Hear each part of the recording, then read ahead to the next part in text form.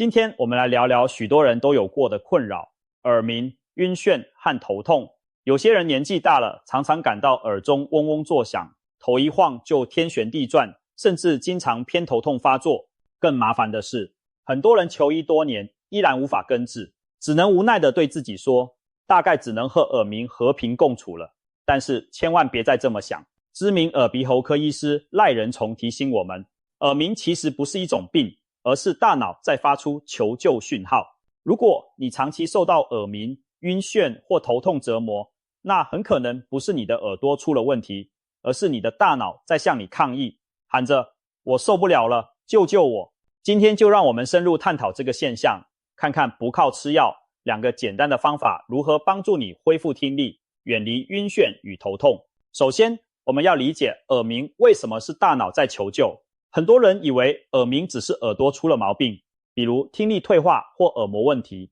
但事实并不全然如此。耳鸣本身并不是一种独立的疾病，它往往是大脑过载发炎的警讯。医学上甚至有个专门的名词叫脑鸣，用来区别一般由耳朵疾病引起的耳鸣。简单来说，当我们的大脑长期处于过度活跃的状态，就像一台运行过久、过热却没有及时散热的电脑，系统就会开始不稳定。电脑过热时，可能会风扇狂转，嗡嗡作响，甚至死机。我们的大脑也是如此。当大脑过热或处于慢性发炎时，身体就可能通过耳鸣、晕眩、头痛等方式发出抗议，逼迫我们停下来休息，调整状态。耳鸣其实就是大脑在按警报器，提醒你，我累了，我受不了了。这就好比家里安装的警报器，平时你可能嫌它吵闹，但当它响起时，往往是在提醒你某处着火了，需要注意。那么大脑为什么会无缘无故的过热抗议呢？这背后往往和一种特殊的体质有关，也就是所谓的高敏感大脑。具有这种体质的人，他们的大脑就好像一台性能超强但散热要求也特别高的高阶电脑，运转速度又快又灵敏，思维反应敏捷，创造力和感受力可能都比一般人强。但缺点是也更容易出现过载和发炎的状况。这种大脑的高度敏感通常有遗传因素，体现在不同年龄段可能呈现不同的症状。年轻的时候常常偏头痛，到了中年开始出现莫名的晕眩感，更年期之后则转变为恼人的耳鸣。也就是说，头痛、头晕、耳鸣这些表面看似不相干的症状，其实可能是同一个根源造成，只是在你生命的不同时期以不同形式出现而已。高敏感大脑的人就像天生神经线比别人细，也更容易绷紧，一有风吹草动，大脑就风声鹤唳，反应过度。除了耳鸣和晕眩，拥有高敏感大脑体质的人往往还会伴随其他困扰，例如容易焦虑紧张、睡眠障碍、失眠、多梦，甚至肠躁症等自律神经相关的问题。这些看似不相关的毛病，其实都是因为大脑神经系统太敏感，对外界和内在刺激的反应太剧烈所导致。想一想，你身边是否有这样的人，情绪稍有压力就开始偏头痛难耐，要是熬夜加班几天，马上觉得天旋地转，到了更年期又饱受耳鸣折磨。他们往往年轻时脾气急，容易紧张焦虑，晚上很难睡好，肠胃也经常无故不舒服。如果你自己正是如此，耳鸣老伴随着焦虑、头痛或晕眩发作，那就很可能属于这类高敏感大脑人群。有趣的是，临床观察发现这种体质在男女之间有些微差别，男性患者常以耳鸣为主要抱怨，女性患者则比较容易出现头晕或偏头痛。无论男女，共通点是他们的大脑神经始终绷得很紧，稍受刺激就反应强烈。在日常生活中，许多看似平常的习惯都可能成为压垮高敏感大脑的最后一根稻草。情绪压力是一大诱因，工作上的紧张、人际间的冲突，哪怕一点点不愉快，都可能让敏感的大脑持续兴奋，久久无法平静。不规律的饮食也是帮凶，饿很久突然吃一大餐或暴饮暴食，摄入太多刺激性食物，可能都会让大脑的调节系统不堪重负。再来是过度疲劳和熬夜，现代人忙碌，常常加班到深夜，大脑得不到休息机会，长期累积下来就进入过载状态。高敏感的大脑原本就比较脆弱，如果我们对自己的身心状况视而不见，一味透支，就难怪他会用头痛、头晕，甚至耳鸣来抗议了。许多人一开始并不知道自己的症状根源在大脑，所以往往走了不少冤枉路。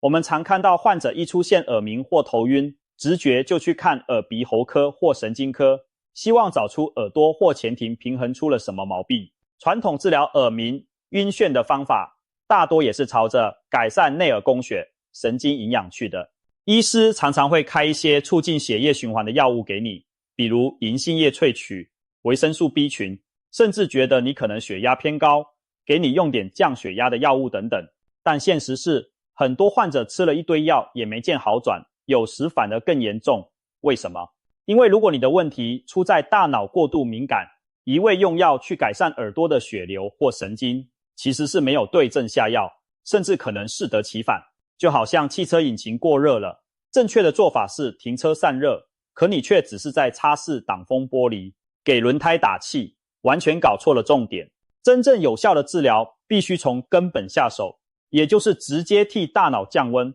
避免让它反复处于发炎过载的状态，这才是改善脑鸣、大脑引起的耳鸣症状的关键所在。医学研究也提供了一些耐人寻味的线索。这个数据乍看会让人以为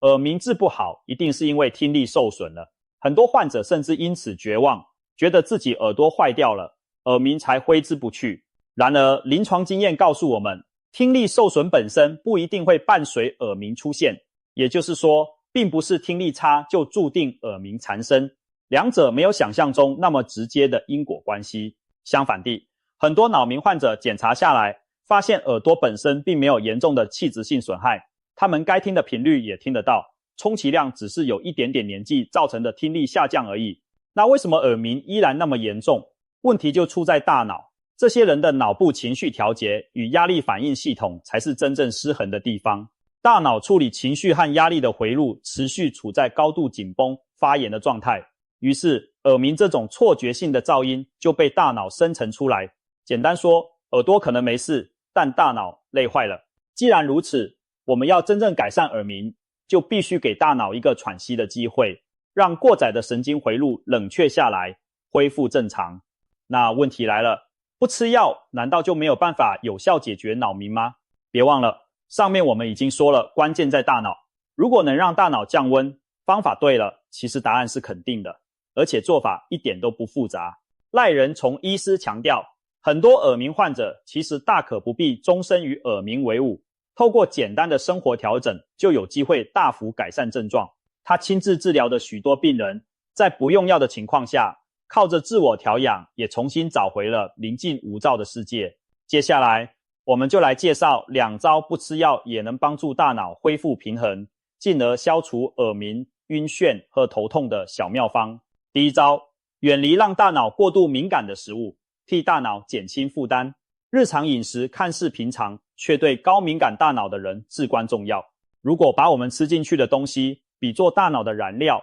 某些燃料会让引擎过热，加剧大脑的不安定。研究发现，高敏感大脑体质的人对几类食物特别敏感，总结起来被俗称为4C 食物。为什么叫4C 呢？因为它们的英文名称都以字母 C 开头，包括乳酪、cheese、巧克力、chocolate、柑橘类水果、citrus， 尤其是咖啡 coffee。 这几样东西可是很多人的心头好，但对于大脑敏感的人来说却是暗藏地雷。其中影响最大、最容易被忽视的就是咖啡。咖啡因确实有提神效果，很多人头痛来一杯咖啡，或耳鸣昏沉时喝杯咖啡，会觉得症状一时缓解，精神好像好了些。然而药效过后，咖啡因刺激褪去，头痛和耳鸣往往会卷土重来，甚至变本加厉。这其实并不奇怪，咖啡因刺激了交感神经，短时间内让大脑兴奋转移了注意，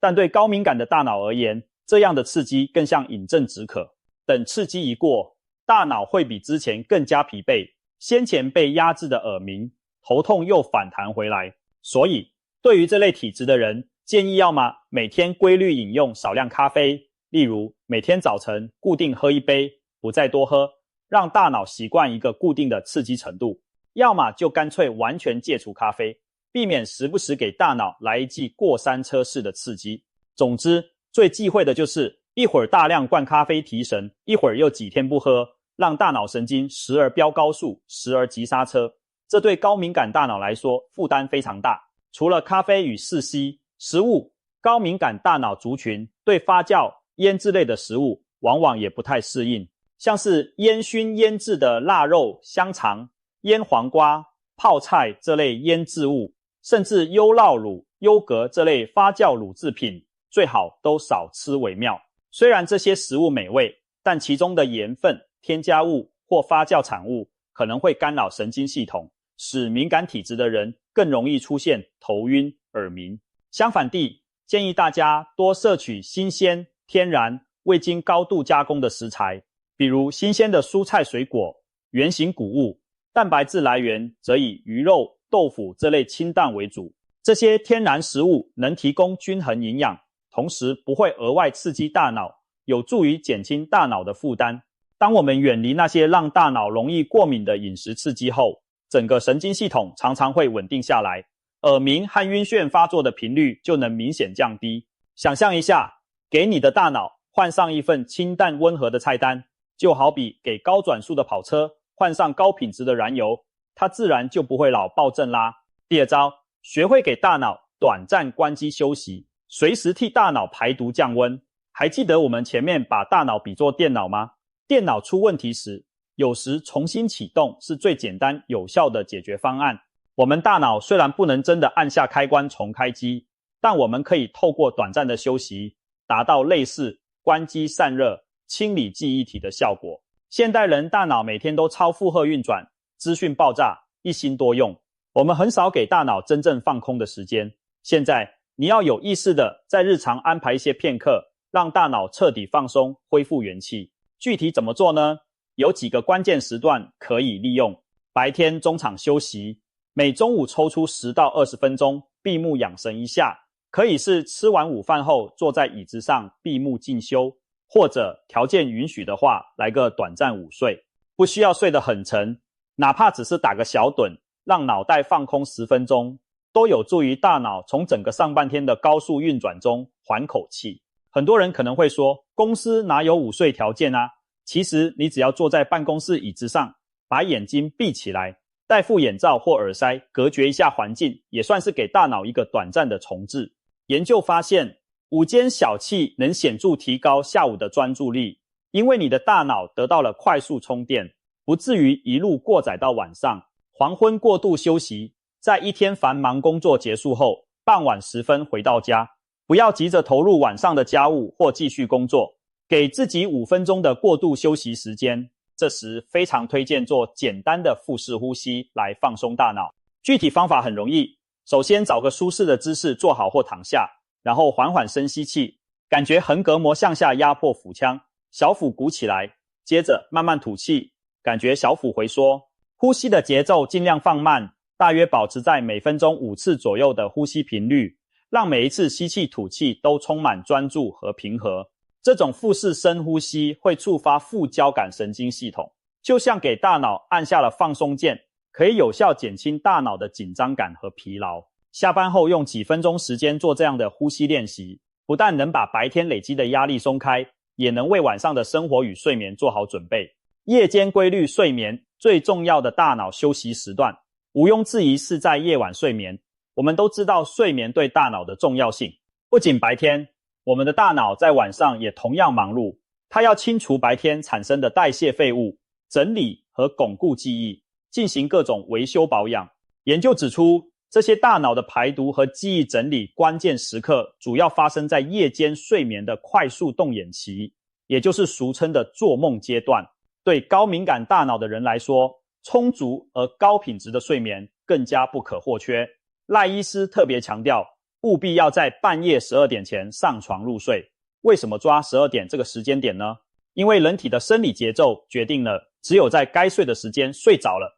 大脑才能启动有效的清除毒素过程。如果你经常熬夜到1、2点，甚至更晚，或者睡眠时间每晚长短不一，很不规律，大脑自我修复的机制就会被干扰。短期看，不规律睡眠会让隔天耳鸣、头晕的症状明显加重，长期下来，更可怕的是可能增加认知功能退化的风险，甚至提高日后罹患失智症的概率。简而言之，别拿睡眠不当回事，特别是高敏感的大脑更经不起长期熬夜的折腾。在强调睡眠的重要性时，我们也顺便提醒一下，睡前的生活习惯对睡眠品质影响很大。很多人下班回家后，喜欢躺在床上滑手机、看平板，或者晚上打电动追剧，一不小心熬到深夜。这些 3C 产品、电脑、手机、平板等的萤幕强光和资讯轰炸会让大脑保持兴奋，难以进入沉稳的休息状态。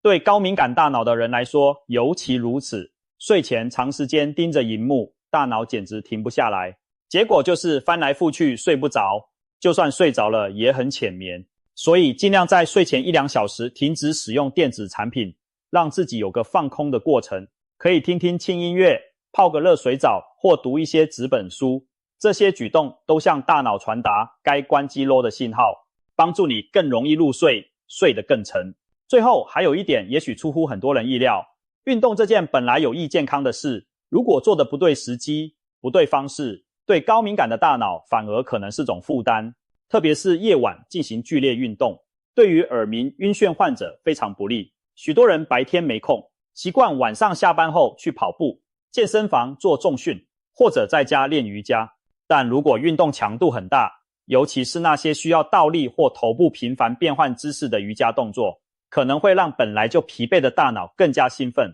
供血重新分配，从而诱发或加重耳鸣和头晕。在深夜做重量训练等高强度运动，还可能提高交感神经的活性，导致你更难入睡，形成恶性循环。所以高敏感体质的人应该把运动安排在早上或下午进行，而且以适度温和为原则。例如早晨轻松慢跑或傍晚散步拉伸，不仅能强健体魄，还有助于稳定情绪，促进晚间睡眠。运动固然重要，但选对时间更重要，千万别在该休息的时段给大脑再添一把火。也许你会问，以上这些方法看起来都很简单很平常，它们真的能解决我困扰多年的耳鸣晕眩吗？事实证明答案是肯定的。别小看了这些生活中的小改变，它们背后其实有深刻的科学道理，是针对脑鸣最有效的解方。不少临床上的患者在照着这些原则持之以恒的调整生活，约3个月之后，耳鸣、晕眩、头痛这老3样竟然都有了明显的减轻。有人耳朵里多年不散的嗡嗡声第一次体验到了什么叫安静，有人原本每天午后必定发作的晕眩慢慢减至1周1次甚至更久。有的长期偏头痛患者惊喜地发现已经好久没有吃止痛药了，看到这样的效果，他们自己都觉得不可思议，原来不靠药物，简单的调养也能有这么大的转变。其实这正印证了一句老话，真正的治疗之道往往蕴藏在我们的生活方式里。调整饮食、充足睡眠、适时休息和放松，这些听起来朴素的建议，背后凝结的是现代医学对耳鸣成因的新认识，以及身心平衡的重要性。聊了这么多，我们回到开头提出的问题，耳鸣、晕眩和头痛究竟是微不足道的小毛病，还是大脑在向我们求救？现在答案应该很清楚了，这些症状绝非无缘无故找上门，